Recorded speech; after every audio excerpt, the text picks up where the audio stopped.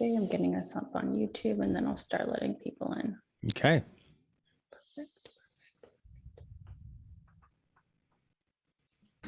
And if I want to share a link, since it's on YouTube, and I don't know, I'm just thinking ahead. I mean, we have these Master's Apprentice, the green coin NFTs. Yep. But there's a lot of copycats, so they better get the right link. I wouldn't tell somebody go to it. If you can send it to me, I'll put it in the description and I'll make sure it's the right one in the description. Okay. Let me send it to you. Do you want text or chat? Text is good. Text. Okay.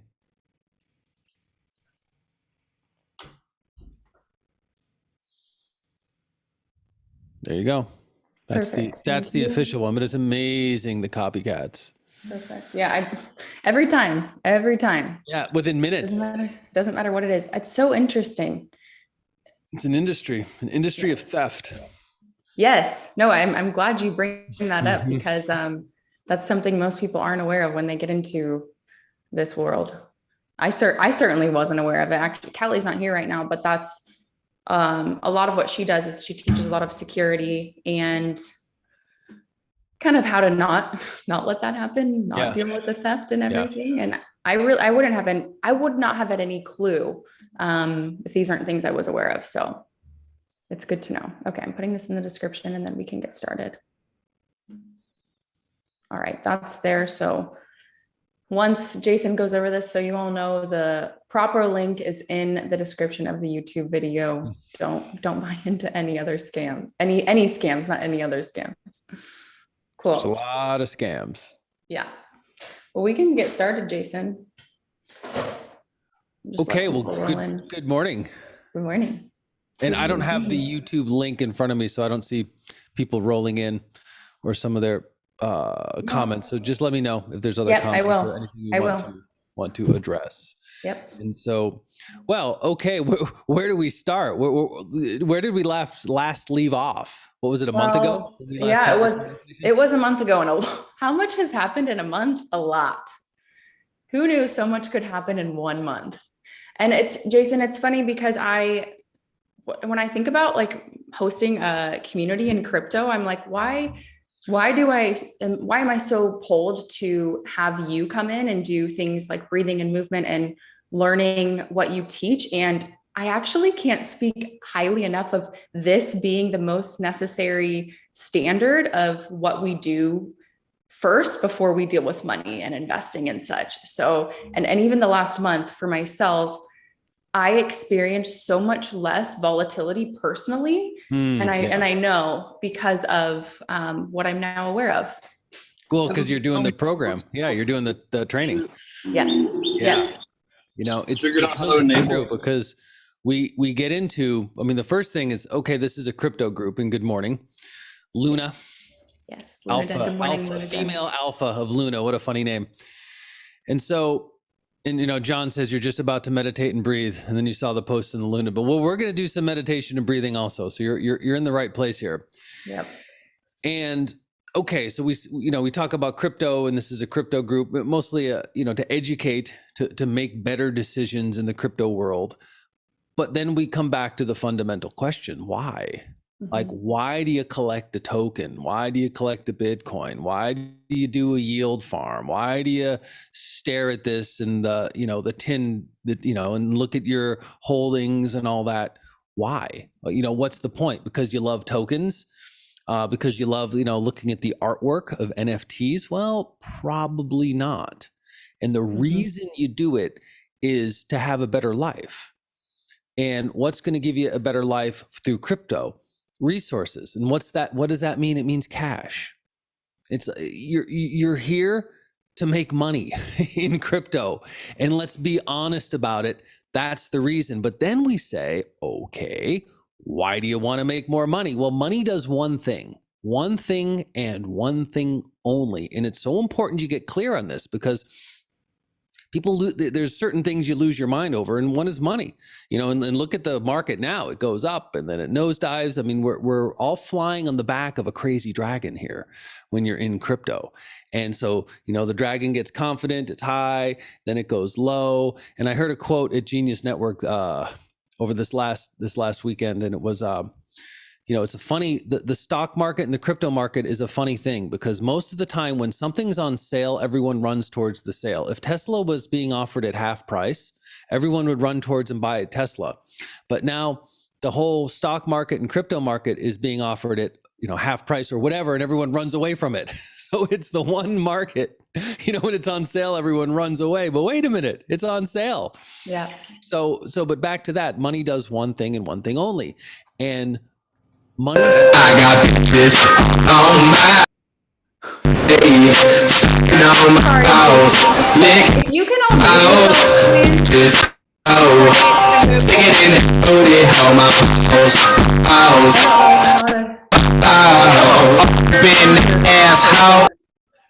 They were doing that on purpose. Yeah, that was somebody just spammed us.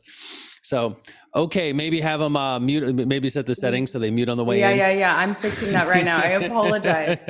Yeah, because they kept on muting. So that was, I know. We just got sabotaged. Hey, you can make me a host, Courtney. I'm here. Okay. Thanks, Cal.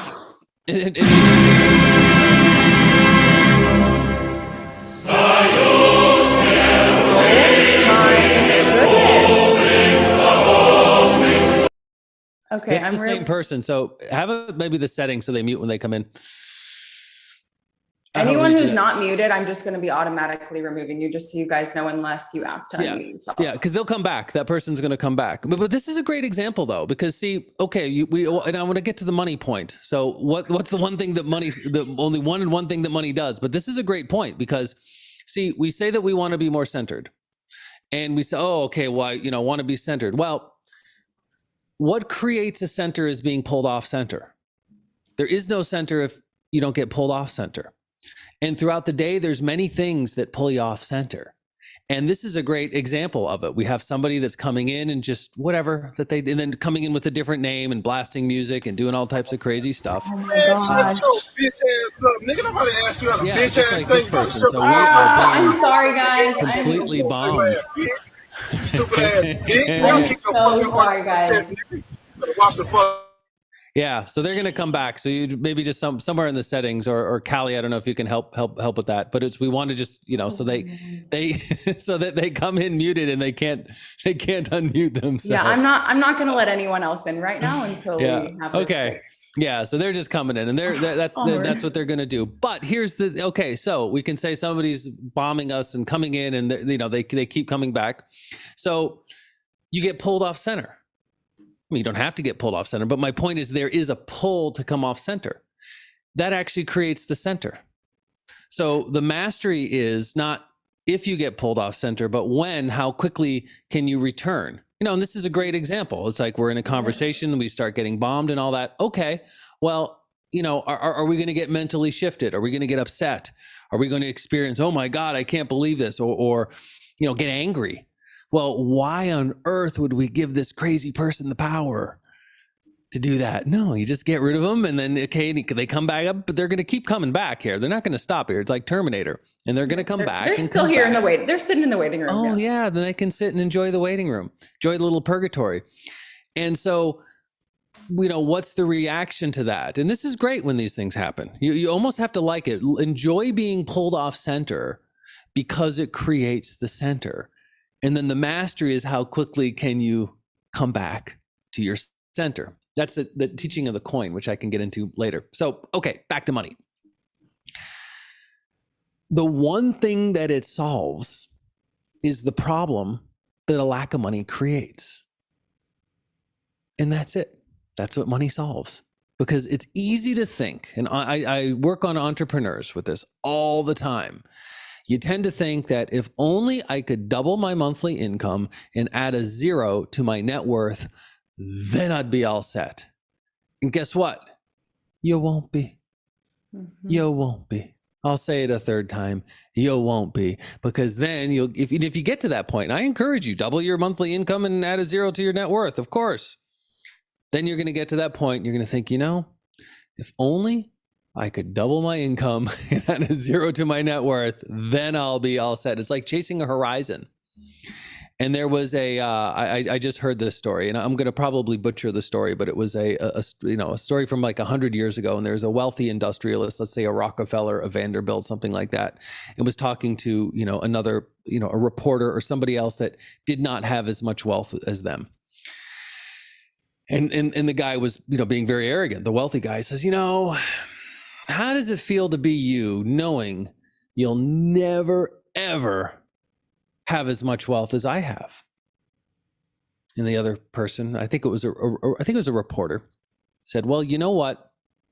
There's one thing that I have that you'll never, ever, ever have. And the wealthy person said, what is that? He said, enough. I love it. I love it. So when we get back to why are we in crypto, you're in crypto to create wealth for yourself and for your family, for your loved ones or whatever. And also, part of Wolf Den and Luda Den about actually doing good towards others. We have a lot of really, really good stuff, between Cleater, between the Grey Wolf Mountain Ranch, between Wolf's Den. I mean, we're Genius Recovery. So we're doing really, really cool stuff here. But you do it so that you could have more resources to make better decisions and have more resources. Okay, so now we say, well, what are you? Like, what are you made up of? What's your essence, and what does that even mean? Having a better life and having more resources. Well, let's go into the essence. You're ultimately, we're made up of three things. And it's matter, energy, and consciousness. And I don't have, do I have a copy of our book here? I think I gave away the last one. Yes. When you do our program, our Master's Apprentice, we give you a book, we give you a coin. We have one of these coins here. You get the coin. And we're made up of three things: matter, energy, and consciousness. And we call that Jing Qi Shun. It's a very, very old teaching. It's called the three treasures. If you Google the three treasures, I don't recommend it, but if you do it, you'll get, once you get past Pirates of the Caribbean, you'll get thousands of pages on Jing Qi and Shun. And to simplify, because sometimes these are hard concepts, and I like to simplify these. It translates to mean we're made up of matter, energy, consciousness. So if I have H2O, you have solid, liquid, vapor, ice, water, and mist. And it's the same thing of our essence. We have the matter, everything you can see, touch, and feel. We have the energy, which is the chi, the breath, the emotion. And then we have the spirit. We can call it mind, the spirit, the eternal I am, and that's the mist. But it's all made up of the same, it's like, H2O. It's all made up of the same thing. And we're made up of the same thing, but it just shows up different ways. And so, you want to make sure the Jing, the body is functioning, that you feel good, and then the Qi, that you have energy and inspiration, and like a level of, I'm going to use the word emotional mastery, because you can have $1 billion and be miserable. And there's the saying, the person with good health has 10,000 wishes. The person with poor health has one wish. And so your energy has to be good. Your emotions need to be balanced and, let's say, regulated. And that doesn't mean be happy all the time. Nobody's happy all the time. That's an impossibility. If you're happy all the time, you're never happy. If everything's blue, nothing's blue. And so in order to create happiness, you need its opposite to create it. It's in the same way, in order to be centered, you have to be pulled off center. If there's no off center, there's no center. So the next time somebody tries to pull you off center, and it might be in the next 5 minutes, respond accordingly, but internally, you don't have to say this verbally, but internally be grateful. Wow, I'm so grateful for you because you're creating my center. You're giving me an opportunity to be centered. Wow, without you, I couldn't be centered. Now, it might not be appropriate to actually use your outside voice with that, depending on the situation. Sometimes you got to push back or whatever it is. But when you can make that your inner voice, your inner dialogue, it changes your whole state. It changes your whole state of being. Because, hey, crypto goes up, crypto goes down. There's no up without down. If it didn't go down, up wouldn't exist. And so you make smart decisions and you ride it and you do what you do with that. But let's be real clear. It ain't about the coin. It ain't about Bitcoin. Who cares about Bitcoin? It's about you, and it's about having a good life. Yeah. Yeah. I love this. Not getting the means. This is what we talked about last time, which I think is just so important, is not getting, I think you had a certain phrase for it, but crypto is the means. There's something else that we really want. And when we mix them up is when it becomes kind of somewhat of a mess. You start identifying, there's a lot of people who, Callie and I have talked about this, is the amount of people who started identifying with the number. They would see whether it's in your coin market cap, content network, whatever it is, you're like this, you don't realize, you're not saying it out loud in the moment that like, I am X million amount of dollars, but somewhere internally you start believing like, this is who I am. So that the moment things become volatile and it starts going down, now who am I? And so when that becomes twisted, then life starts to become not something that's enjoyable. Yeah, it's the identification with your stuff. And thinking you are your stuff, or thinking you are your things, or even thinking you are your thoughts. It's like, you're not your thoughts. One of the things we do in meditation is, there's a beautiful teaching in the word human being. There's the human part, the being part. And the human part, the human Courtney now is different than the human Courtney when you were an 8-year-old girl. That's, of course it is. And in 20 years, it'll be different again. The being part is exactly the same. So the observer, the eternal I am, that little observer in the back of your head, the wondrous 8-year-old, it's the same thing. So that part doesn't change. And so we have the observer, and then we have the free flow of thoughts.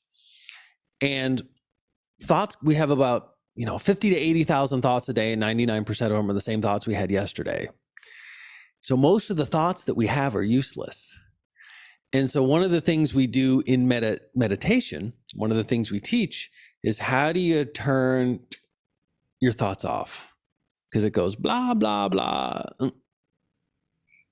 then blah, blah, and you turn it back on. So can you have the off switch? And the good news is, it's not that hard to have an off switch.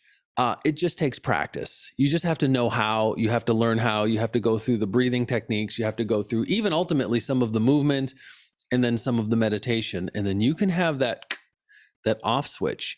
And when you drop into the off switch and you drop into the now, and you become fully alive and fully present, and your level of creativity goes through the roof. It just, because you're in a place of nothing, and your level of clarity, really, really powerful stuff. Jason. Oh, sorry. No, Cal, you go. Jason, I know when I got into meditation, like my friends got kind of drawn to it, and they thought that they were supposed to have like these minutes of an escape from their thoughts. And I'm just wondering if you can speak really practically to people that are wanting to find their center, like what the beginning of meditation looks like, and the expectation of like, sometimes it's just a millisecond, sometimes it's a second. Like, can you walk people through? Because I think a lot of people are trying to find quiet, and they're getting frustrated that they want it, but they can't find it. So here's a little analogy here. So this is you, like this is your brain, and this is you on thoughts. And this is you if you're a new mom. This is you if you're running a business. This is you going about day by day, managing a pandemic, managing all the insanity that's going on. Every day gets more and more insane. And inside your head and between your ears becomes, sometimes a turbid shit show. And so what happens is that when the turbidity starts to settle, look at that. Then we start to get clarity. Now, there's a problem with meditation in the beginning of meditation. It's kind of what you said about like the expectation, about having an expectation, because a lot of times I work with entrepreneurs. I have entrepreneurial groups, and a lot of times entrepreneurs have a lot of thoughts. Everyone has a lot of thoughts, but you're all over the place. And if you just sit and try and do meditation in the beginning, sometimes you can't get your mind to stop. And I'll give you different techniques and I'll give you things, but sometimes it just goes on and on. And then sometimes it can even get more stressful. Oh, what am I doing here? I could be getting this work done. I have this big pile of stuff to do and I'm sitting here and I'm wasting my time. And that starts to be the inner dialogue. And so therefore, I start everyone with breath work. And we'll do some breath work before the end of this call here. And when you do the breath work, it's much easier to get your mind to a place that it stops. I mean, ultimately, we want to do movement as well. You have to do some type of movement with breath movement and intention. It's not like hard movement, but we gotta get the chi, the blood moving. We want the blood from the pinky to go into the big toe. It's really the big toe to go into the pinky. And we got to get that circulation going all throughout the body. But then we want to have a gap in the incessant stream of thinking. And sometimes what you just said, Callie, if even if it's only like a split second, well, you can't unring that bell. And that starts a process. It actually starts an alchemical process. So one way that you can do it is you just, get to a quiet place, and you can listen to music, certain types of music. Obviously, I write all the music for this type of stuff, but you can do silence or music like without lyrics, without anything in your primary in a language you understand, because we don't want words. And you ask yourself the question, I wonder what my next thought will be. And then you wait. And the analogy I like to use is you're a cat staring at a mouse hole, and you just, you just wait and wait. And the mouse is the thought. And so when the mouse comes out, okay. Then you come back. I wonder what my next thought will be. And you wait. And oftentimes that alone gets the little clink, the stop of the incessant stream of thinking. Now, when I was a kid, it's a long time ago. I started this process, by the way, at age 8. I'm 52. So I've been meditating for 44 years. And I said to my martial art instructor, I said, what is Zen? And he looked at me, smiled, kicked me, side kicked me hard. Like he hit me hard. And I went flying across the practice room. And when I went flying across, and I hit the wall, I was like in a daze.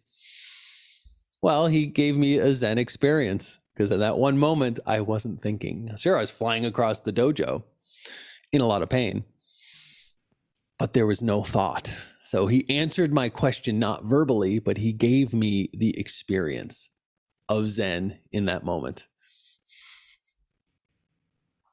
What a great way to put yourself into a non-thinking mode.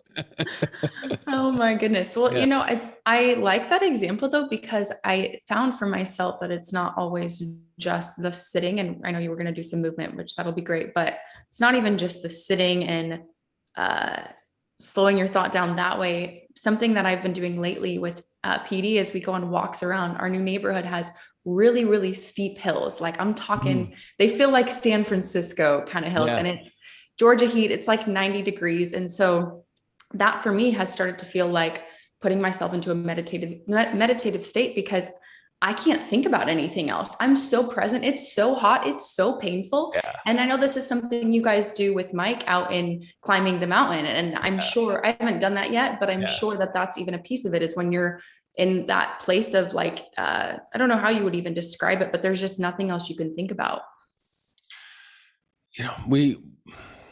One of the projects that we're doing right now is we own a mountain. It's one of the most beautiful mountains in the planet, certainly in the States. It's actually a very, very famous mountain. And it's been closed for 50 years, hasn't been used in 2 generations, this whole ranch and this whole resort. And so we're restoring it and rebuilding it. And part of it, of the training that we do in the Zen wellness training, is you do the training on the mountain, but part of it is getting to the mountain, which is just a walk up. Sometimes it couldn't be a climb if you're really into it. But just walking up there and getting up prepares you. It prepares your body, it prepares your energy, and it prepares your spirit. If you look historically, when the sages would go out to find God or to communicate with God, they didn't take an escalator to the 34th floor. They climbed a mountain. Now, it doesn't mean God's not to be found on an escalator at a 44th floor. Looking for God is like a fish looking for water. So, and it's easy to not see water. So it can be very hard for a fish to see water. And you think, oh no, water's only over here, water's only over here. Well, maybe. So the purpose or the point of climbing up the mountain, when I say climbing, it can just be walking up the mountain, is you just get your mind right. You clear your body out. You clear your body of the crap gets out of your body. You get your circulation pumping. You get the breathing going. And in your case, you're talking about when you're going up a hills, it's great because you'll be talking and then you start to go up a hills and you stop talking because you can't talk. You have to breathe. There's no talking up those hills. It allows you to walk in, quiet contemplation as opposed to blah, blah, blah, blah, blah. Mm-hmm. And that's part of it. So it's like you get there, your mind is clear and you're ready. And that's why the sages would go up there to prepare themselves so that they were clear enough to receive the word of God. Mm-hmm. And so we will go up there and then we'll do our meditation and we'll do our stuff and, some of the movement that we're doing, but that's part of the whole reason of Grey Wolf. And doing this program, basically in opening up this program, Master Leone basically came out of retirement to do this. We've trained thousands and he was done. And so, we're taking on the first 108, that we're going to train personally. Then after that, other instructors can train, but that's why we set up the NFT and we did it with the Wolf Den. We set it up just to do, the first 108 and then we're closing it. And then that's all we're going to do is to take through this whole process. I love it. That's amazing. Well, I'm excited to see what comes of that, just because I've myself been through some of the experience that we do in the classes. And like I said, it's been absolutely incredible to see the shift between how I used to experience emotional volatility into now, just being able to find that center point throughout the day. Because it's not like every single day we're going out climbing a mountain, doing breath work and meditating. Like that's not the point. And you actually talk about this a lot in classes, is like, you're not trying to meditate all the time. I think you talked about it. The last one was, someone brought up self-care and you were saying like being grateful, like when you're dead, you're going to be grateful for the moments you were angry. You're going to be grateful for when things went off center. And so, I think the point has been being able to actually be in your life and be present and not need to escape to that trying to go and meditate all the time ordeal. Well, and the point of this is, see, here's what happens. It's exactly what you just said. The point is not just to meditate all the time. And I say, because 25 years ago when I was teaching this, we would say, okay, meditate 40 minutes in the morning and 40 minutes at night. And then everyone would go, okay, and just do it. Well, if I say now, meditate 40 minutes at 40 minutes, you might be polite. Oh yeah, I'll get right on that. You're not going to get right on it. You're not going to do it. Let's be honest here. And there's too much distraction and there's too much mental turbidity and there's too much pulling at us, mostly the phone. At the end of the day, the smartphone is very, very smart, but it makes us very, very dumb. It makes us very, very dumb and very, very turbid. And you, a lot of you listening might be old enough to remember back in the days when you remembered a phone number. Or I used to have all my credit card numbers memorized. And I don't memorize any of them right now. And I'll admit, even the phone numbers, I don't have phone numbers, but I used to know them all because you had to. So you had to or you actually had to, figure out where you were going on a map. I mean, all types of things. Now, I have right here. So I certainly use my smartphone, and I'm not saying to drop it, but let's be really, really clear on who's the smart one in the relationship between you and your phone. And so, you've been going through Master's Apprentice program, for what, maybe 2 months now? You've been doing it. You haven't even been to the mountain. You're just doing the Zoom portion. No, but I'm coming to the mountain. Yeah. Well, we'll get you on the mountain. So can you speak into how it's helped you? Tell me how this, because you haven't even been doing it for very long. Yeah, it has been about 2 months. Well, I mean, I want to just speak to the experience of doing the class itself. It's my PD will tell you it's my favorite part of the week. Every week I'm like, we're not missing this. We'll move everything around our schedule so I can be there. And the reason for that is it's an appointed time for me to, like we're talking about, go to this place where my thoughts stop. And if they're not stopping, I'm at least having like small moments of them stopping. And what happens is throughout the rest of my day, I think it used to be really hard for me. It doesn't even have to be crypto, like volatility. It could be anything volatile in my life, to find that place of center in like a very quick moment without feeling like, because that's my thing, is I always felt like in order to get centered, I need to leave the room. I need to go somewhere really quiet. I need to meditate in order to feel that way. Where now I can be in the chaos of life, because that's not ever going anywhere. And how realistic is it to be in your everyday life? Like, I mean, we have people on here, you're new moms, you have children, like that's just not always a possibility. And so for me to be able to be experiencing whatever's happening and just find that place of center, it happens a lot quicker. So for me, that's worth a lot in my life. That's like not losing my sanity so quickly over small things. To me, that's priceless. So that's really fun. Great job going through that. Because again, we're just in the very beginning part of it, because here's what happens is the reason you do this is to have a better life. Okay. Mm-hmm. What does that mean? Well, let's get back to what you're made up of: matter, energy, consciousness. The body, which is all things matter, the energy, the breath, the emotions is the chi, and then the consciousness is is here between your ears. And in order to have a better life, we want all three functioning well. Because here's why you meditate. You do the meditate, even 5 minutes, you meditate to drop your thoughts down, and you create space in between your thoughts. After a while, between when you're, what we would call meditating and just doing your regular stuff, whatever it is through the day, the line starts to blur of where does the meditation end and where does your daily life begin. Ultimately, through practice and training, there is no difference.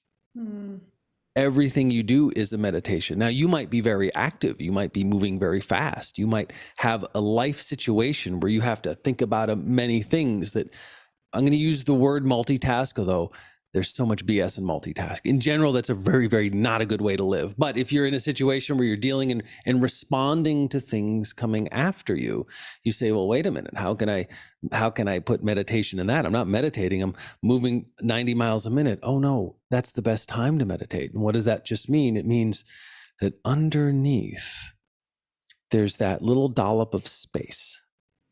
When you have that little dollop, you can move as fast as you want, and you have that presence. I had an entrepreneurial doctor ask me this question. It was a couple of years ago. And, this woman's brilliant. She would even talk to so fast. Your brain was going in all these different businesses, all these different things. And she said to me, she says, look, I have a real problem with meditation. I said, really? No kidding. And she goes, because I'm so active and I have so many things I want to do. And I love this. I love this part of it. And then I love the meditation. But when I meditate, I don't feel active here. I feel like I have to choose to either being really still or really active. And the first answer to that is BS. You're not really still. Don't tell me, don't tell me you're really still. Maybe you know of meditation, but you don't know meditation. You could just see by her mind.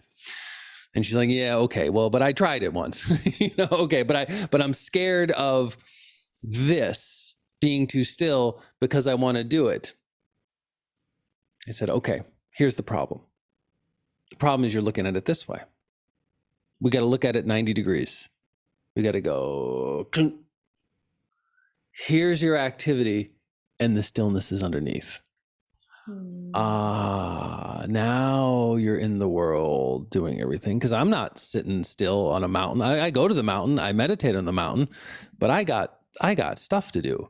I have over 100 albums. I have another one coming out in 2 weeks. I do one the fourth Friday of every month. I'm the music director of a handful of companies. We do all this virtual reality music. We do focus music. We do brain entrainment music. I'm involved in we're doing Hero Maker Studio, NFTs with Kumite. We're right now the music for, so we have the Zen Wellness Organization. We have all the real estate, running the town of Cleator. And then we're involved in, of course, all the Grey Wolf and the development. There's 30 people right now clearing out bushes and building stuff for our November event. And then we do all the training, and we have all the Zen wellness training. I have an entrepreneurial group, like an entrepreneurial mastermind, that we go through all of this, and we use these principles, and then we infuse them into their life, which means they're infused into the business. You know, I'm in a bunch of apps, and I'm doing breathing apps and focus apps and musing apps. And you could say, oh, wait a minute, are you just sitting on the mountain all day long meditating? No, I'm very, very active, and I'm very, very like roll with my sleeves rolled up with, you know, the metaphor, dirt underneath my fingernail, and, you know, and creating and doing what I was put on earth to do, and doing things like this, and teaching and meditating. I don't know how I could do all of this without that level of stillness underneath. It would actually get stressful.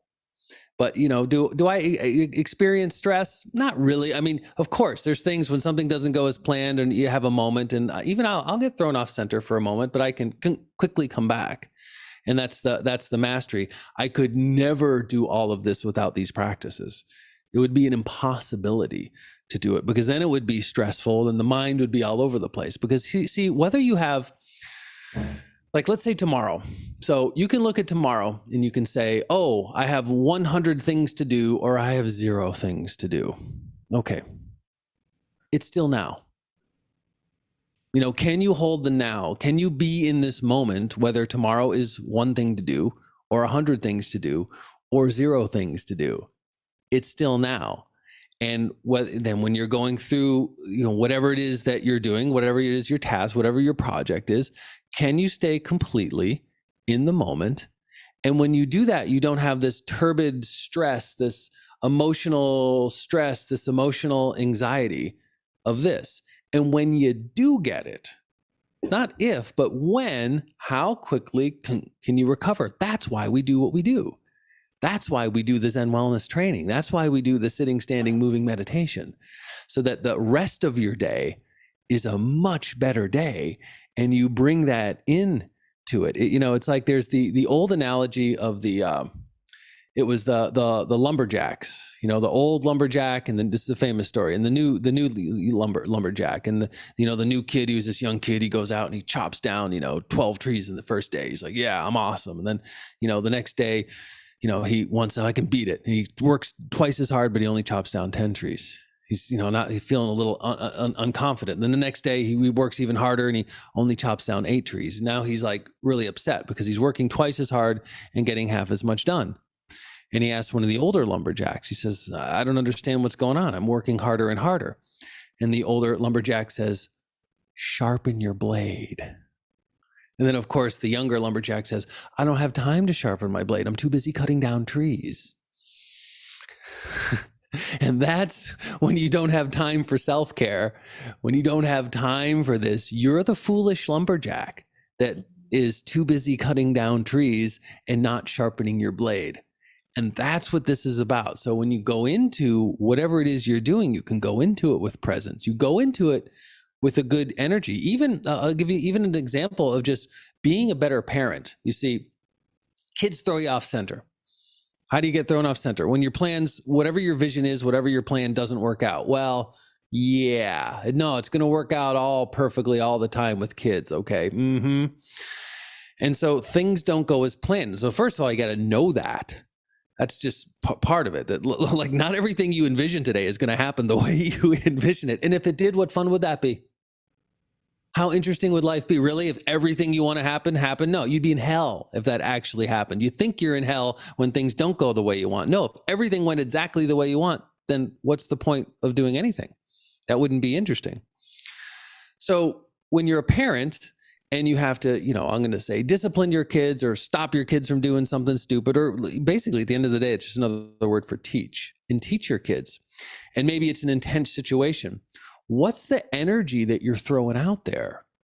Like, what's the energy? Because sometimes you got to raise your voice to kids. Sometimes my kids are 22 and 20. And sometimes you got to, basically crack them verbally, hey, knock it off, with that type of energy. It happens. You have to do it. That's good parenting. Knowing, when obviously is the mastery. But here's where I'm going with this. What's your energy?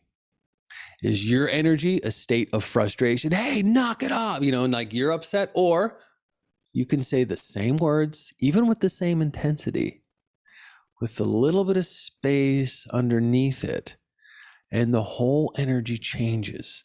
Like what you put into your kids changes. Because what you got to avoid, don't put toxic energy into your kids. And if it's your toxic energy because you don't have any space, well, I suggest upgrading that. The good news, it's not that hard. The bad news is it's work. You have to do it. And you can't even hire it out. It'd be awesome if you could hire someone to be present for you. It'd be, hey, I'll give you 100 meditations. Well, I'll give you 100 guard a day, and I want you to meditate towards me, do 100 meditate for me, do 100 push-ups, and just be like really present. You think you can do that? And clean my house while we're at it, because I'll give you 200. You can't. So some things you can't hire out. It's back to the earlier conversation when the guy said to the industrialist, well, I have one thing that you'll never have. Enough. And having enough. In crypto, it's very easy to not have enough. You never have enough. You're chasing a dragon's tail, and you got to stop that. That's not healthy. You want to have like, what's your enough number? And maybe everyone's different. It's hey, I own my house outright, and I have the stuff, and I have this certain income, and this is enough. And anything over that is fine, but I don't need it. I might want it to have more stuff and more abundance and more toys, but what's your enough? And the other thing I always suggest is make your enough number not insane, crazy high. Well, I need $1 million a month. Okay, really? I mean, whatever your number is, no, go easy so that you can actually accomplish it. And it might be accomplished in crypto. It might be a portion of it might be in crypto in your other thing. You're usually better off, because then keeping your other skill sets here. So I'm kind of bouncing around, but back to parenting, it's like keeping that space. How do you keep the space? You got to sharpen your blade. That's not going to happen by accident. Your yard's not going to clean itself. Like your garden's not going to trim itself. It has to be done. And that you can hire out, but your own internal thing, you can't hire that out. Doing the tuition, buying the NFT and getting on the program, that's the easy part. Anyone can buy an NFT, but the harder part is once you buy it and you're in the program is showing up. And, and showing up, okay, there's certain times we do the trainings and there's recordings if you can't make the time. So, if you just can't do it, I mean, we have people in other countries that, they watch the replays of it. So when I say showing up, it doesn't mean at the specific time, although it means when you're doing it, you're there. You're present and you show up and you're sharpening your blade. You're like actually focused and sharpening it. Click, click, click. No, you invest to you, because here's what I do whenever I work with a group of entrepreneurs and I'm going to teach them breathing. I'll have a big group of them. I always lead with this. I say, okay, raise your hand if you're opposed to investing 5 minutes into yourself. Let me see, who's opposed to it? Anyone opposed? Now, granted, it's a trick question saying that. Who's going to say you're opposed to 5 minutes? But then I say, okay, this means you're committed. Put down your phone. Okay, no. Close your eyes. You're going inward and you're doing that for 5 minutes. And then we get them into the state, and then they get into the now, and it does it. Now, in this case, it might be 5 minutes. It might be 20 minutes. It might be 30 minutes. It's like whatever the number is going to be. It's like, are you opposed to this? Well, who's going to be opposed to doing that? I love it. This is great. If you're open to it, Jason, I think it'd be great to do some of that now I stopped letting people into Zoom. So we'll just let everyone else join us live on YouTube. Okay. Let's do that. Well, here, let's get, I'll get set up. We'll do some breathing exercises. Awesome. Let's see here. And I'm going to play some music that's not available on Spotify. Oh, okay. Reason for that is Spotify will, or not Spotify, YouTube might block it. So Oh, I'm okay. gonna they might block it because YouTube thinks they own all my music. So they don't That's quite funny. realize. Yeah, they actually do. Facebook does it. Facebook blocks me from playing my own music. Isn't that awesome? Because from Facebook viewpoint, Facebook owns all my music, I suppose. Very interesting. I think they did a great job writing it. Yeah, they did. They did incredible. I love it. I use it for morning meditations all the time. Facebook, you did great. So, okay, here's what we're going to do. So we're just going to do 4 minutes. And so, okay. So here's my question to you. Are you opposed to investing 4 minutes into yourself? If you are opposed to that, then okay, you're opposed and I really can't help you. Yeah. If you're not opposed to it, stop all distractions for 4 minutes. And what we're going to do, we're going to go through some breath work, but let's see within the next 4 minutes, the voice in the head, the blah, blah, blah, that the conversation you're having with yourself right now.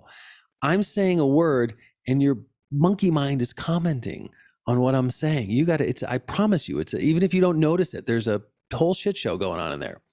And so what we want is just for a moment, clink, we want to stop it and stop a split second. So let's see if we can do that. Let's even set that intention to just have a small gap in your stream of thinking. So here's what we're going to do. We're going to breathe in through the nose. Let's try it. Then I'll put on the music in a minute. And then out through the mouth. Into the nose. Out through the mouth. We're going to do some slow. We're going to do some fast. We're going to hold the out breath. We might hold the in breath a little bit, but that's going to be the pace that we're going to do. So just follow along. If you can't hold for as long as I tell you to hold, that's okay. Just be present. So let me cue the music here.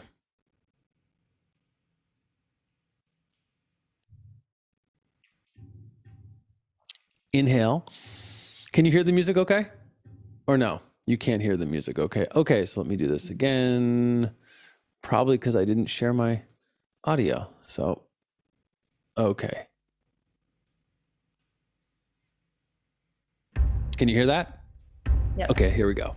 Inhale. Release. Again, inhale. And release. Now we're going to go twice as fast. Here we go. Inhale. Exhale. In. Release. This is the pace. In.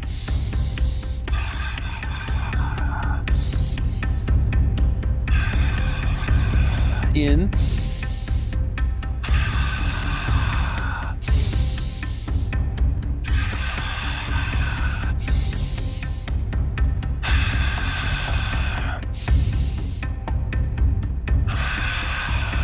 Big breath in. Exhale all the way. Keep exhaling. Don't breathe out.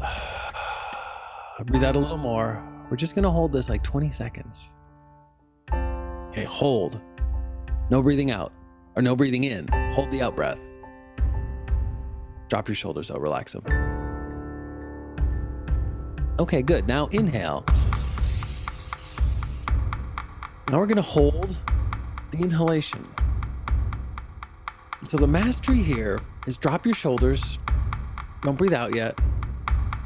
Relax your neck. Smile.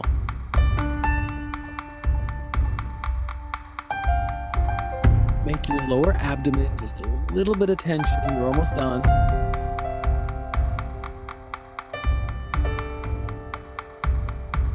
Exhale. Round 2. Inhale. In.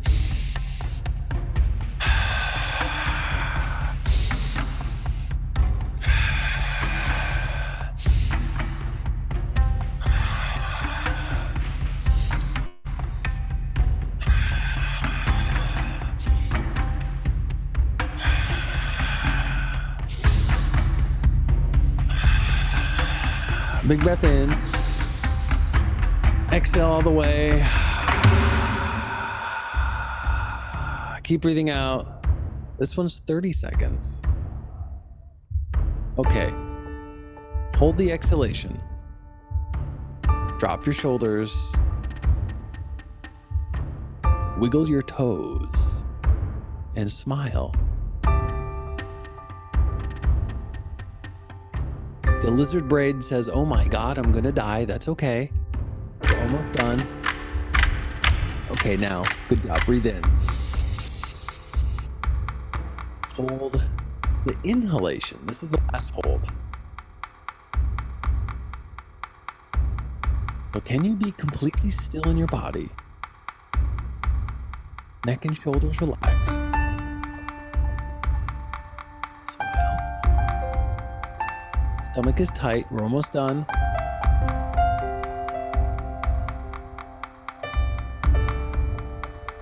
Exhale. Now we're going to do box breathing. Inhale. And hold the inhalation. Now exhale. Hold. Okay, we're just doing 4 seconds. So 4 seconds in. And hold 4 seconds. Exhale. Hold.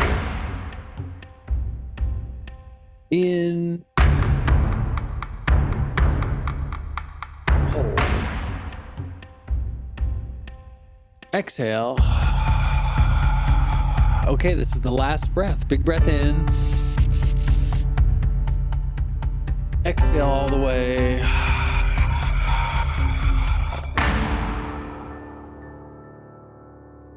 Okay.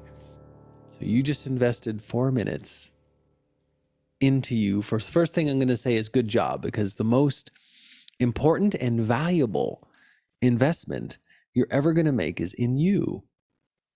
You know, the crypto is great. That's an investment, but that's an external investment.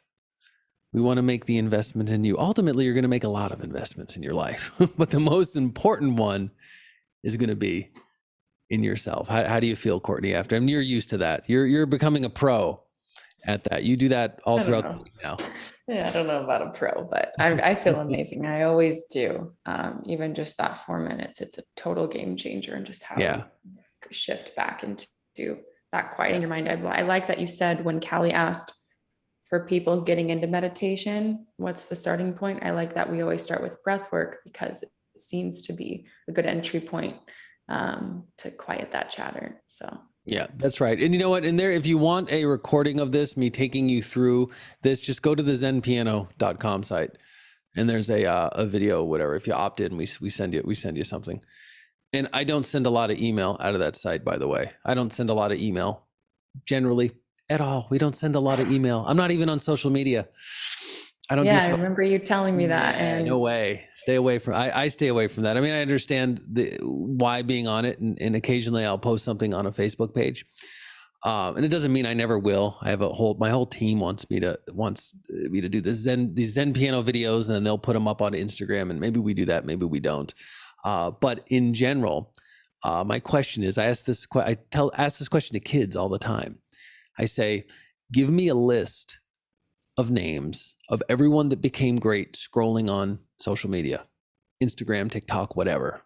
I want a list. Who became great doing that? And the answer is, of course, nobody becomes great. So stop scrolling and go be great. Go do something that's going to make you awesome. I mean, even go for a walk in nature. Do these breathing exercises. Sit down and be still. Go read a book. Play an instrument. Do your craft. Draw a picture. Whatever it is that you're doing, do something to make yourself great, and it's not going to come through scrolling on social media. Yeah, totally. Yeah, I'm happy you brought that up. I've been talking with Callie about that a lot. The more I've been getting off of social media, it's just helped me. That's another thing I would say has really helped this being centered, because I think another part of it is not just scrolling, but for a lot of people, it's also the need to talk about what's happening in life and to post about it and to feel like things in your life are relevant. But what happens when you don't need anyone to know about what's happening in your life and you just get to experience it? I mean, that's a whole other conversation, but I feel. Yeah. A lot of times you lose the moment trying to capture the moment. Yep. It's a funny concept. There's the story of the this is an old story, famous story of a Taoist master and a villager were walking in the woods, and then all of a sudden, seemingly out of nowhere, this most beautiful bird starts singing this just lovely melody. It was just moving. They both just stopped, and then after a couple notes, the master just closed his eyes and listened. And not just listen to the notes, listen to the space or the silence in between. The villager, after a few notes, started saying, "Oh my God, this is the most beautiful sound. Where's the bird? Where's the bird? I have to get it. I have to get the bird. I need other people to see it. Do we have a cage? I got to put this bird. I want everyone else to hear." Well, now that was a story that predates phones. Oh, it's the most beautiful sunset. Oh. Okay, you can take pictures. I take pictures too. But be careful. You lose a lot of moments attempting to capture the moment. Don't be the foolish villager that wants to cage the bird and not even enjoy the bird, but just capture it for some unknown future time to do. No. Just enjoy the moment now. And if you don't record it, so what? And how often do you go back and watch all the recordings anyways of half the stuff you make? How much do you even do it? So a lot of times you don't even do it. So just be really, really careful about that. And so there's even a funny word in our industry called mindfulness. Oh, well, be more mindful about that. Bullshit. Whoever came up with the word mindfulness is an imbecile. Okay, and I don't even know who it is, but I'm throwing you under the bus, whoever it was that came up with it, because whoever came up with the word mindful doesn't understand Zen. Maybe it was a mistranslation in some early Zen books or something. I actually don't know the origin of that word. Here's what it is. Okay, really? Does your mind need to be more full? Do you need more things in your mind right now? We're in such information overload. No, you need to be mindful. Your mind's already full. No, you need to be mind empty. Mindlessness. Yeah. And it's funny because when we say mindless, we tend to think, being stupid. So I use the word mind empty or mindless is like absent-minded. You don't even know what's going on. Well, okay, so let's not use that word because it has that connotation, but there's truth to the word. So we'd say mind empty. Mind empty. That's a form of Zen. And maybe give us some little love here. I know because we're on Zoom and we're also on YouTube. And, give me a hands up if during the breathing exercise you experienced one small little moment of mind empty. One little moment of mind. I could tell that you did. Yeah. And so when you experience that, it drops and it comes up. There's a Japanese word called satori, Satori, which translates roughly to mean a glimpse of enlightenment. And so when you do that, clink, it drops down for a second and come back up. You experienced a glimpse of enlightenment. And another saying, a glimpse of enlightenment is forever enlightened because you can't unring that bell. So you say, wait a minute, what? I just experienced enlightenment in this last little 4-minute breathing exercise on Zoom? Yeah, possibly. It's true. So then the question is, how do you go back to it? Because once you get it once, then now you can do it. It's just a matter of going back to it. Oh, you'll lose it, then you'll find it, lose it, find it. But there's no finding without loss. Siddhartha, the first Buddha, used to say, hey, with no suffering, there's no enlightenment. Suffering creates enlightenment. Scarcity creates abundance. Ugly creates beauty. Cold creates hot. There's no such thing as beauty. The only reason beauty can exist is because ugly exists. If everything were beauty, there's no beauty. So we need the polarity, and we think we don't want the polarity. We think all we want is beauty. All we want is happy. All we want is abundance. Bull. You can't have a tomato without fertilizer. All I want is the tomato. I don't want this fertilizer stuff. Yeah, good luck with that. All I want is daytime. I don't want nighttime. Good luck. Because see, okay, I had this many years ago, decades ago. I had this old Taoist master say to me, and we're talking flowing robe, top knot, sword in the back, the hair, the whole thing. He said, Jason, don't worry about being at one with the universe. the time I'm thinking, well, wait, I'm doing all this meditation, you know, the whole be at one with the universe. He says, no, it's all bullshit. Don't be at one. Don't be at one with the universe. You have death and all of eternity to be at one with the universe. Enjoy your separateness now. You have a body. Enjoy it, because a lot of the things you think you don't like, you're going to miss when you're dead. You're going to miss it. You're going to miss the lower functions. You're going to miss eating, sleeping, drinking, maybe smoking, all the, you know, you're going to miss shitting, you know, you're going to miss all these, just all the lower functions. You're going to miss them once, because you don't get your body forever. We all know that. And when you no longer have your body, you're going to miss that. But you know what else you're going to miss? You're going to miss feeling anger. You're going to miss being a little pissed off. You're going to miss having a stomach ache, because at least you have a stomach. So all these things we think we don't like, and we move to, no, when you're dead, you're going to miss them. So like, think about it that way. What I'm doing, I'm giving different analogies. Either you can say, thinking about it dead when you're dead, if that works for you. That might not work for you, that reference. If that reference doesn't work for you, just think polarity. So the only way to feel good is to feel bad. If you always feel good, you never feel good. So the bad, feeling bad, creates feeling good. Now, when you do feel bad, because we all feel bad, I feel bad, everyone, it's impossible not to. How quickly can you flip it and recover? That's the mastery. The mastery is not never feeling bad, not never losing your center, not never getting upset with something. Who does that? I don't. And that's not even my goal and my intention. I've been doing this a long time. I started meditation 44 years ago. We didn't even know it was meditation. We didn't use the word meditation. I found out later on I was meditating as a child. So it's more about recovery and having the tools and having the space underneath that you can come back to that equilibrium. Yeah. I love these examples. They're really, I think they're useful for us to be able to then integrate into that place where you say the space between meditation and life for you is very blurred. And I think about the last event in Arizona at Joe's office when someone was calling on you and they asked, they were like, is Jason meditating? And you go, always. And I was like, oh, wow. Yeah.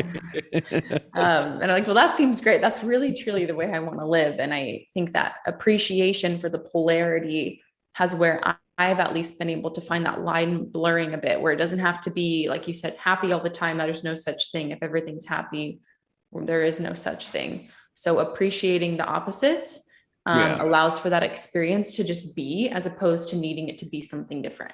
It takes the pressure off also. Yeah. Of what? I'm supposed to be happy? Oh no. Well, I'm not happy. Something's wrong with me. Oh, let's start filling your body with pharmaceuticals at the first sign of unhappiness. Really? I mean, there's a time for pharmaceuticals, and that's a whole other conversation. However, I feel sad, so I need to not feel sad. Really? Really? You know, and it's part of emotional mastery is being able to sit with uncomfortable feelings and just feel. And then to take a little bit of space between you and the feeling, because guess what? We said earlier, you are not your thoughts, but you're not your feelings either. Your feelings are flow through. It's thinking that you are your feelings is like thinking you are the weather. And like, oh, you know, and it's when it's sunny, then I'm all, oh yeah, I'm so awesome. I'm so cool. And when it's cloudy, oh, everything's horrible. No, you're not the weather. You experience the weather. You experience your feelings. See, I was taught as a child that this is not my shirt. It's the shirt I wear. Right? This is not my studio. It's the studio I create in. This is not my car. It's the car I drive. So there's now legally, this is my studio. Legally, this is my car, but I'm talking spiritual, not legal. Because even legally, at some point, me and the shirt part ways. Me and the studio part ways. It's called impermanence. Me and the car part ways. Even spiritually, you don't own anything. You think you own stuff. No, you don't. You're giving it all back. So you don't even own anything now from spiritual viewpoint. So it's not my shirt, it's the shirt I wear. But even by thinking that way and phrasing it that way, it creates a little space between you and the object. You don't identify with the object. See, one of the first things kids learn is me and mine. Mine, you know, mine. Boy is mine. Yeah, mine, yours, mine, mine. We learned in the sandbox, mine. Okay. But really, no, nothing. And we could even take it a step further. It's not your body. It's the body you live in. Now, again, spiritual viewpoint, not legal viewpoint. It's the body, because at some point, guess what? You're giving it back. So you don't own shit. We don't own anything. And all of the stuff and all the abundance and all the things we think we own, and be smart legally. Yes, I own a ton of stuff from a legal viewpoint, but no, spiritual viewpoint, it's giving it all back. And so you create that little dollop of space between you and your stuff. Because guess what? More ain't going to make you happy. More is going to give you more. Sometimes more flips on yourself. Sometimes more works against yourself. I can remember 15 years ago or so. But was it that long? Maybe longer. No, actually closer to 20 years ago. I built a 7,500 square foot house. My family was young at the time. And at that time, at that age, I thought I needed a big giant house, a 7,500 square foot house. So I did it. I pulled it off. This is long before crypto. And, from entrepreneurial, I pulled it off. I did it. I got it built. And what was one of the things I learned, being in my early 30s with a 7,500 square foot house was, I don't need a 7,500 square foot house. It was insane. It was more, I conquered more than I could occupy. It was like there was rooms you never visited in the house. It was like an 80-20. And there was just, so you're in just certain parts, and it was a profound lesson for me. And then actually, then I have a whole story. Then there was a divorce, and I went from a 7,500 square foot house to a 2,400 square foot house, 1/3 the size. Generally in a divorce, the big house is one of the first things to go. But what I found afterwards, it was kind of profound that I was more, I don't know if happy is the right word, but I was just more focused and more productive in a smaller house because everything was close. I didn't have to manage all this other stuff. I didn't have to, deal. And sure, I had it cleaned. I had cleaners and stuff, but it's like you're hiring cleaners to dust rooms that you're never in. Like, wow, okay, why did I do that to myself? I was apparently a little stubborn. I had to go through that process to learn it. I'll tell you something else that happened at that time of my life. I wasn't writing music professionally. I took 20 years off of writing music professionally. I was trained as a child. I went to music school. I did 20 years to do all my Zen training, raise a family, and do that. So I wasn't writing, but I still had a piano. And on one of these broadcasts, I'll do live piano. We won't do it today. I'm not set up for it, but I'll go through a live piano meditation. And I had this big giant piano room. It was this big, beautiful room, drapes and everything and a whole thing. And it was way on the other side of the house. I never went there. I'd go to the kitchen, the office, the thing, and it was like way on the other side. So I hardly ever played. Here's the observation. When I moved into a 2,400 square foot house, the piano was right between my kitchen and office. And then as I'd walk through, I'd start playing again. And after a week, I was like, really? What did I do to myself? I didn't, the house was so big, the things I wanted to do weren't in simple proximity. So it was, you want to put things in proximity. And who talks about that is Ben Hardy. In his book, Willpower Doesn't Work. Last night I was in a hot tub with Ben Hardy. So no, that might sound awkward, but no, it was, we do cold baths, cold plunges. We do cold and hot. You sit in, 39 degrees, make your mind right. And, the premise of that book, it's a great book. All his books are great books. He's such a master craftsman. And the premise is the proximity factor of that. The things you want to do and the things you want to have, keep them in proximity. Like if you want to play guitar, a silly example, what you got to do is you got to put a guitar like on the wall behind you, wherever you are all day, or in a stand next to you, or some simple place where just throughout the day, you're going to pick it up and strum it. Okay, I won't pick up a sword. I have a big sword rack over there. So we do sword. You want to do sword, and we teach a lot of our members in the Master's Apprentice program, sword. It's an option. Well, you keep a sword by your desk, and all day long, you just kind of start moving it, opening and closing it, and just doing it. So it's within proximity, and that's how you develop mastery. See, the hardest skill set to master is the first skill set you master. Why? Because you're learning mastery and you're learning the skill set. That's why if you have kids, get them good at something. Doesn't matter what. Martial arts is great. because it's mastery is built into it. But if they're not into that, or you don't have that opportunity, gymnastics or chess or whatever, the cheer team, the baseball team, it doesn't matter. Some skill set that they're learning to get really, really good at, whatever speaks to them, because then you learn mastery. Then once you master mastery, then you can master almost any skill set you want. Almost. There's always something. So that's, one of the things I'm obsessed with. I'm obsessed with mastery. I'm obsessed with creative process and mastery. These are some of the things I am. So it's like learning mastery and mastering mastery is very, very powerful. And that's what one of the what we teach. We teach mastery. It's on my shirt. The back of my shirt says "Live Masterfully," and it's about mastery. So good. You touched on some really good stuff. I want to share something here. Sahana said is when you were talking about appreciating like the contrast, the polarity. She said this concept sunk in for me now as one of the things I'm working on is to be a Zen mom. Yeah. Knowing okay to get off centered and just get centered sooner than later.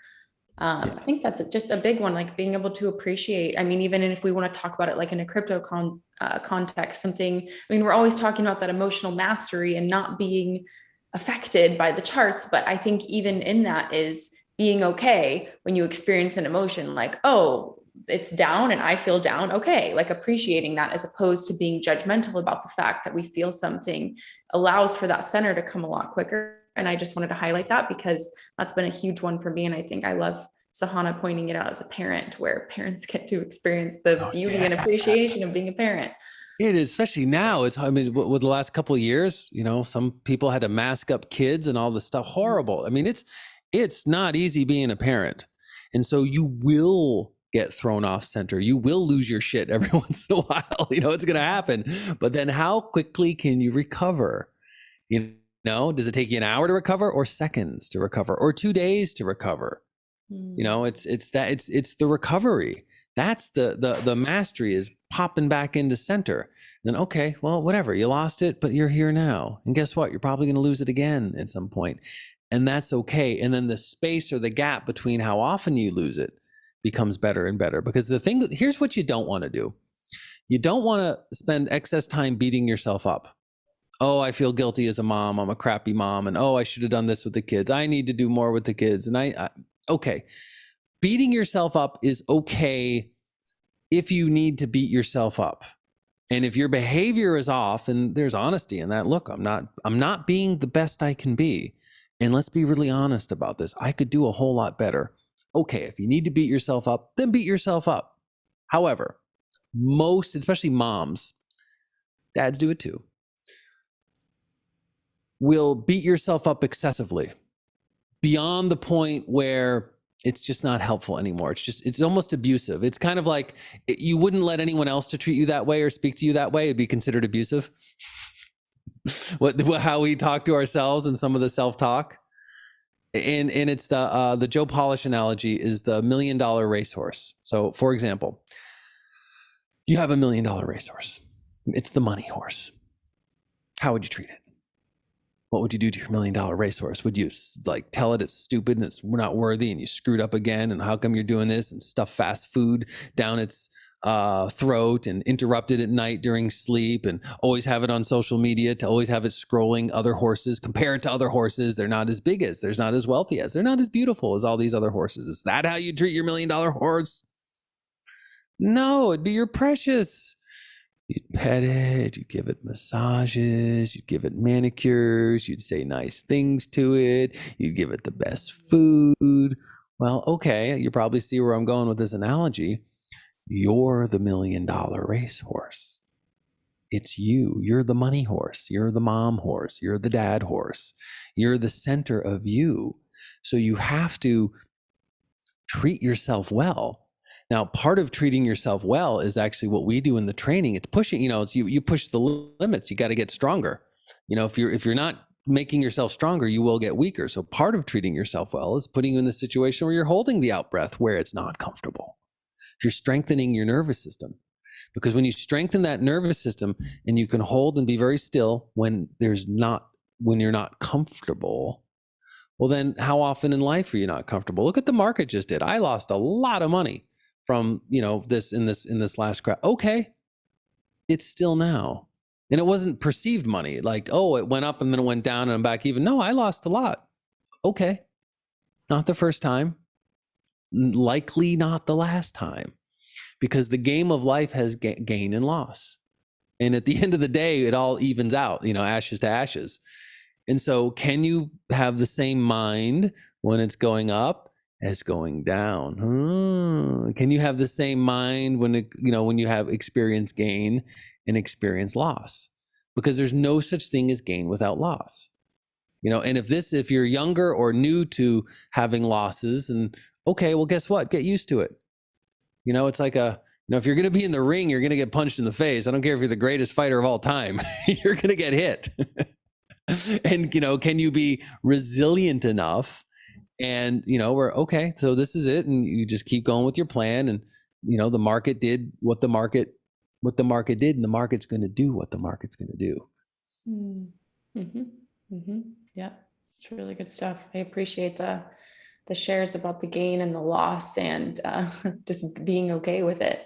Yeah. It being an experience that we just accept, and we're able to, then I think that identification piece is where that comes in, is not identifying with it, not believing it's who we are. Yeah. The experiences we're having. Yeah. That's right. Can I give out the link to the training NFT?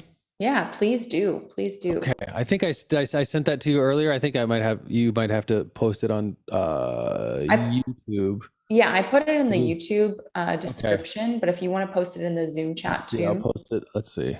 Yeah, and what you got to be careful of, a little thing about NFTs. Oh, and by the way, the program's on sale right now because the market's down. Like, no, actually now's the best time to do this type of thing. Is because we don't do dollars. We do it in Ethereum. And be careful of, only use the link that we give you. Don't go look up the link, because there's a lot of fraud and there's a lot of copycats. And there's other people that have the exact same coin, and that if you buy that token, that NFT, you ain't getting anything, because you won't be on our list and we can't help you. So only use the link that we provide. That's OpenSeas is horrible with fraud.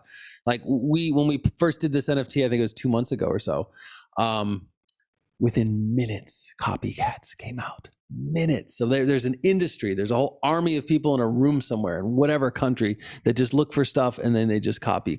So only use the link that we give you. And that training program, the Intro to Master's Apprentice, is a combination of online and live. And if you can't make it live, we do all types of stuff online as well. But it's basically taking you through that process, the whole process that we're talking about now. Yeah. If this all sounds like way over your head, well, this is, it will at the beginning, but yeah, it's really, really good stuff. Well, you do one step, yes. And the most important thing is you just show up. Mm-hmm, and it can be a disaster. We have a saying in martial arts: it's okay to bitch and moan your way to the dojo. So, as long as you're there. In this case, it's okay to bitch and moan your way to the Zoom training. That's okay. Just show up. And when you don't want to do it is when you need it the most. That's how I feel during horse dance, Jason. They won't know what I'm talking about, but because you're pushing the limits, and it's uncomfortable. And so, but guess what? Parts of life are uncomfortable. We're going to have between now and the rest of your life, you're going to have a lot of uncomfortable feelings. So let's get good at managing uncomfortable feelings and being able to sit with an uncomfortable feeling, because it doesn't last forever. But the more you can sit and create space with uncomfortable feelings, the faster they pass. When there's no space and you panic and you loop it, you fuel it and it lasts longer. So you think, oh, I don't like this feeling and I want it to go away. But by doing that, you're creating it to stick with you and even to start looping. When you can create the little space, this is me and this is my feeling, and you observe it and you still feel it. Doesn't mean it feels any less, but you still feel it and almost like go into it. It's a very different way of regulating your emotions and emotional mastery. It's how you become more centered, and that's how you practice.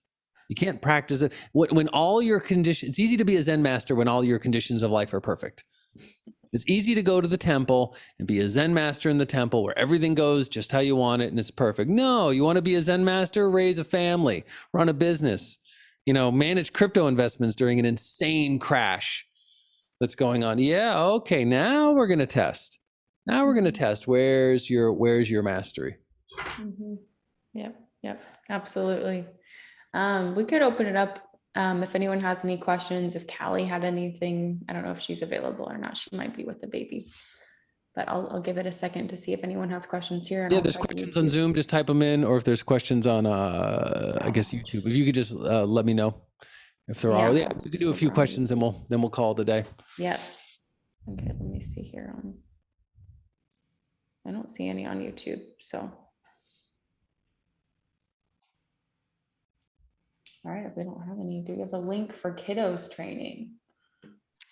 What you want to do for the kid training is, we locally out in Phoenix, we have bricks and mortar that we do, that we train the kids. So the few things you can do with the kids. The first thing, if you're on the program and doing it, your kids can stay in the room and do the Zoom with you, and they can breathe with you. That's the first thing. The second thing is depending on the age of the kids, I always suggest find a local martial arts school and find something, and then use your mom or dad intuition when you walk into it, because it doesn't have to be the best style and all the medicine and all the breathing that we know. No, it might not be that. It might just be like a sir, yes, sir, and doing some kicking and punching. But for kids, that can be enough if the energy is good. But here's how you determine it, because moms ask me this all the time, and dads. How do I know if it's a good martial arts school? You walk in, take a step in, and listen to your gut. Do your intuition. Your intuition will be right. Now, you won't know stylistically and all the technical stuff, but you'll know if this is the right place for your kid. What's the vibe? What's the energy? And go with that first, because your gut's going to say yes or no. There's something like when we meet somebody, when you first meet somebody, within a couple seconds, the brain makes the first impression. You know the saying, you only have one chance to make a first impression? It's actually true. And the brain and the subconscious, and actually the gut also, when you meet somebody, says one of two things subconsciously about that person, either yes or no. And that's it. And hey, have you ever had a no with somebody and then you went on to form a relationship and then at the end was like, I didn't listen to my gut. I knew this wasn't going to work out. Yeah, if you've been on Earth long enough, you probably have done that. And if you haven't done it, you probably will at some point. And that's okay. You have to learn that. So go with your gut. Mom will know. Is it the right place for the kids? Dad will know. Is it the right place for the kids? And just go with that, because then there can be a lot of talk and you can get talked into something else, or a good sales pitch or something like that. Just go with the gut. Mm-hmm. But in the meantime, if you're on the program, your kids can be in the room with you and do the breathing. It's a very good. A lot of people do that. Actually, we have three-year-olds running around in the background sometimes, doing the stuff, not doing the stuff, or or kids of all ages. I love it. I love to see kids doing this stuff. I have a lot of kids in my yoga classes. Sometimes it's fun. So, it's awesome. Yeah. John says, thank you. Yeah. Thank you so much, Jason. Really appreciate it. This has been great. I think this is just a good foundation for us all in crypto and not in crypto, in other areas of our life as well. And would love to do, I have one more question. Yeah, go ahead, Sahana. Hey, Jason. So just now you spoke about trusting your gut. Yeah. And that's something we have all been kind of taught not to, since children, somebody else tells us what's true, what's not true. And I've learned in the last couple of years, it's basically going back to your instincts. Yeah. So do you have any wise words for that, how to go back to it? Because I've heard this story about when kids ask a parent, like, how are you feeling? And parents just say, I'm all right, though they're not. That's where the distrust of the child starts about, I can't sense things. So then they don't trust their gut, when there's this person that they rely on is not being honest with them. So I'm learning to trust my gut, but do you have any experience or any exercises or? Yeah, absolutely. Okay. So there's a few things. So here's where That's an interesting question. How you feeling? Fine. I'm fine. When you do that, that you're not fine. It's okay to be honest with kids. You don't want to give kids stress, so there's a tricky balance, and you just have to know in the moment. But what is okay? How are you feeling? It depends on the age and the maturity of the kid. But you can stop and have a little bit of space. So you answer the question with space. And then don't say, I am angry. Say, well, you know what? Right now, I got a little bit of anger energy running through me. Yeah, I can feel it. I feel that anger energy. Or you know what? I feel a little bit of stress energy running through me. And so even if you word it not I am, but I have this running through me, see, even the wording creates a little bit of space between you and the emotion. And then the kid will, oh, wow, I'll learn from the parent. Yeah, okay, oh, I got this energy running through me. Oh, I got this. Because that's such a different mojo of stopping, feeling I have this running through me, as opposed to I'm angry, or I'm this, or I'm, being pissed off, or even this, I'm so happy. It's the same with the up emotions. It's not I am happy. It's I have happy type energy running through me. And so there's the little bit of space. And a lot of trusting your gut is stopping your thinking. The brain gets in the way. One of the meditations we do, we open up what's called your sixth sense, or your pineal gland. And we do it by stopping your thinking. We seal the five senses, clink, and then this intuition, antenna to the universe, antenna to God, whatever we want to call it, starts to open up. And this connects into your gut. So a lot of it comes from being still and having that little bit of space. Then you can listen. See, and I'll give you a personal example. When I start a musical project, I'm involved in these VR projects that I'm scoring, and one of them is we're doing all this brain entrainment, and there's this different parts of the brain, and we're activating different parts of the brain through VR. So how do we get the sound? There's a whole science to it. There's an art and a science. The science is getting the right vibration, and then the art is making it artistic. But my approach, how I take it, is I take the Michelangelo approach. When Michelangelo would make a statue, there would be a big block, and he would say, I'm not making a statue. I'm removing everything that's not the statue. The statue already exists. It just exists in this block. I have to find it. My job as the artist is to find it. Well, when I do a project, it already exists. Like the perfect sound for this project is already there. The perfect sound for this album is already there. I just have to discover it. And the discovery comes from listening. And we can say am I listening to my gut? Of course. Am I listening to here? Am I listening to God? Yes. I mean, whatever words, however we want to frame it, it really doesn't matter. But it's not up to me. And so you take, you start hitting the statue, you start removing stuff, and then you look at something. Well, is that a hand? Is that a foot? Is it a sword?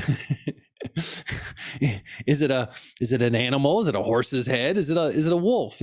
What is it? And you ask it what it is. I don't decide. Then you chip a little more, clink, clink, clink, and then it starts to reveal itself.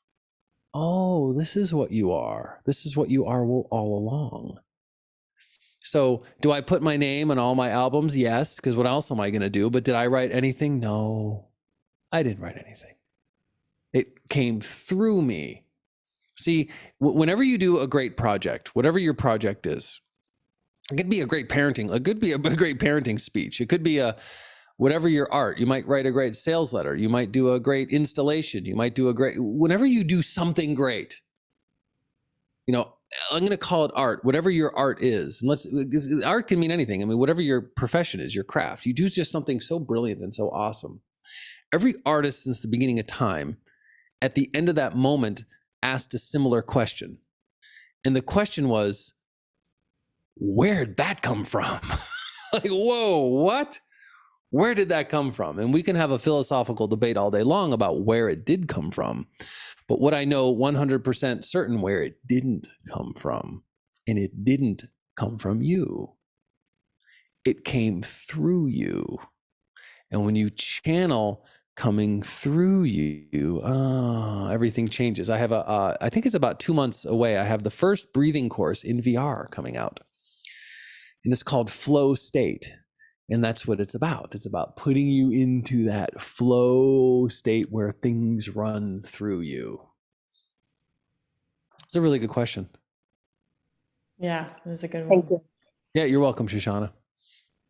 So good, so good. Any other questions before we wrap up? Blake says thank you. Perfect message at the perfect time. It always is. Always works that way. Yeah, well, you're ready to receive it. When the student is ready, the teaching appears. It may be the teacher, it may be the master appears, but it's actually the teaching appears, because the teaching shows up in an infinite amount of ways. It might not be a person talking to you on Zoom. Teaching show up all over the place. You got to look for them, but you got to be ready for them. That's why we go up the mountain. We go up you come out here for 2 days, you go it's like a year of development that you get because of the environment, and we're putting you in everything. It's really amazing, what happens there. But we still do a lot on Zoom also, because the Zoom is the Zoom is like the turtle. The turtle beats the rabbit. You do a little bit, and we continue the cultivation. I think we might have someone has their hand raised. Whoever has their hand raised, I can't. Oh, here we go. That's me. Hello. Hey guys, how's it going?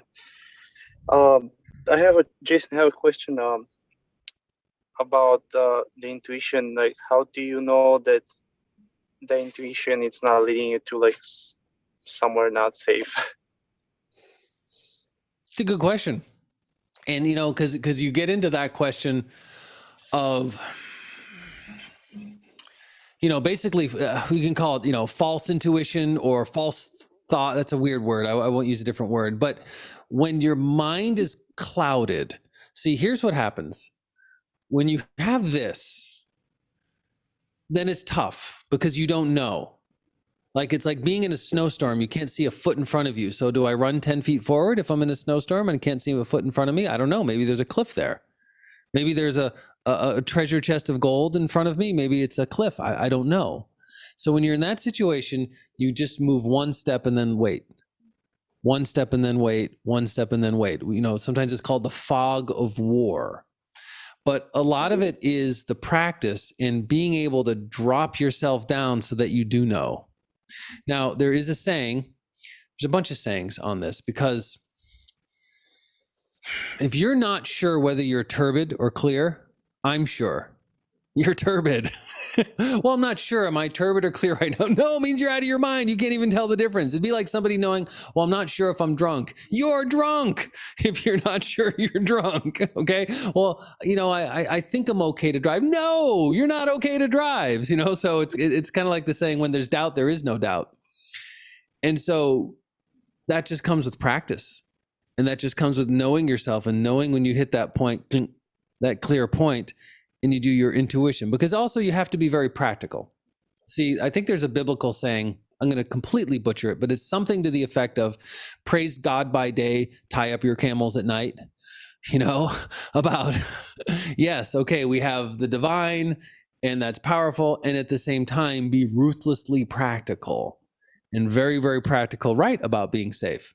Because, there's a saying of the Zen master is teaching the students of love. Like, he's teaching two students, a beginning student and a senior student, about, love and being at one with the universe, and we're all interconnected. We all actually come from the same dollop of God. Basically, picture an ocean. You pull 2 drops out of the ocean, or infinite amount of drops. We're the drop. So we have this little dollop of divinity. Then we get issued this big meat suit. We run around for so many years in the meat suit goes away, but the dollop remains. Okay, so he taught that principle. And then talked about, love for all creatures, because all creatures is the dollop. And so the guy, the kid's walking home one day, after the lesson, and he goes up, he sees a dog, and a dog barks at him. And he thinks, first he was scared, then he thinks, oh no, okay, look, I'm one with the universe. Actually, me and the dog's in a different form, but we're still part of that same dollop of consciousness. I'm going to meditate. I'm going to experience the dog. I'm going to, dog's really barking. I'm going to, love this dog and put love into it. And from the moment he feels that connection, feels the love, he takes a step forward, dog bites him in the arm.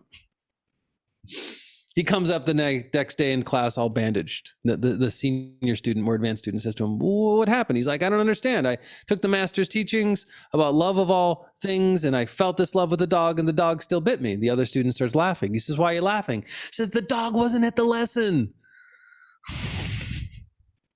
So there's, we have to be very, very practical, because not everybody thinks this. Not everybody knows this. Not everybody is going to provide safety for you. No, there's dark forces out there. And so you just have to be practical. Good question. Thank you. Yeah, you're welcome. Awesome. Well, we can wrap it up there, Let's Jason. call it a morning.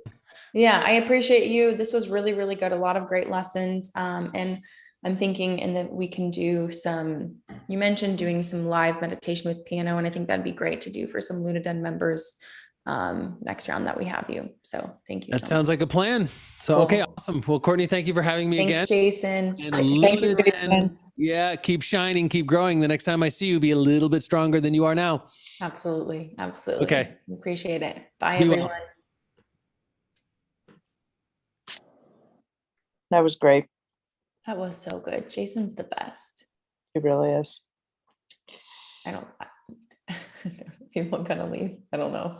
I think it's so easy to underestimate like how important all of this is. It could sound so woo-woo so quickly. And then it's Yeah. like, oh, wait a minute. But now the interesting part is in the bear market, I think people realize like, wait a minute, this is a big part of the piece. So Mm-hmm. yeah. Yeah, absolutely. Being able to be in the present and actually like learning the fundamentals, like the human fundamentals that have absolutely nothing to do with crypto, actually, in the concept of just like financial pieces, but everything to do with knowing yourself and your body and your emotions. That will be the most masterful skill to have when there is another bull market. But not everyone's going to have that experience who didn't stay present in the bear market, not only focusing on crypto. Yeah. And that's something I can speak to, just being around, having a partner who's been through a bear market and, just been through all that volatility. This is the absolute most key part of mastering the experience of crypto. And I'm not even claiming to be a master by any means, quite the opposite. Well, what I find most people do in bear market is they just like stop looking at crypto and they just wait for it to get exciting again. And then they just pull back up, which they're missing this big opportunity. Did I tell you this? When I went to go and study meditation, I met this woman that had come out of a 5-year forced meditation by herself. She was alone with no human contact for 5 years. Yeah, it was so wild. And we just happened to be in the right place at the right time. And so we got to go and like sit in her presence. Wow. So there was no speaking. You just got to sit in a room. And it was so interesting, like the thoughts that you have, right? And the energy of this woman. Right. Anyhow, that's a conversation for another day. But no, it is interesting to think about the difference between someone who's like in the constant vault, even so like my example, that is even Jason, where he was just talking about he has all this stuff going on, so many things, but still being able to stay in that meditative state where, I don't know, for some people, it might be for 5 years, you're in a forced meditation. For others, it might be learning to be that when you're a new mom, like there's no chance, Callie, you're going to be able to go sit in a room for 5 years with a newborn. And you know what? That's not necessary for everyone, but my meditation teacher gave me a very interesting exercise. And she said, before you move to the next thing, sit and meditate for a minute. So you get to the grocery store, you pull up in the parking lot, you're about to go in, sit and meditate for a minute.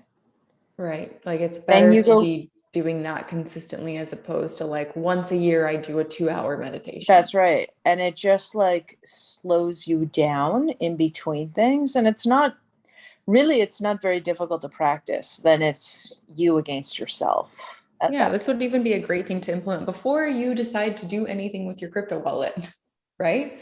For a minute. Yeah. Yeah, sit and meditate for a minute before you buy, before you sell, before you move things, is just sit and meditate for a minute and breathe.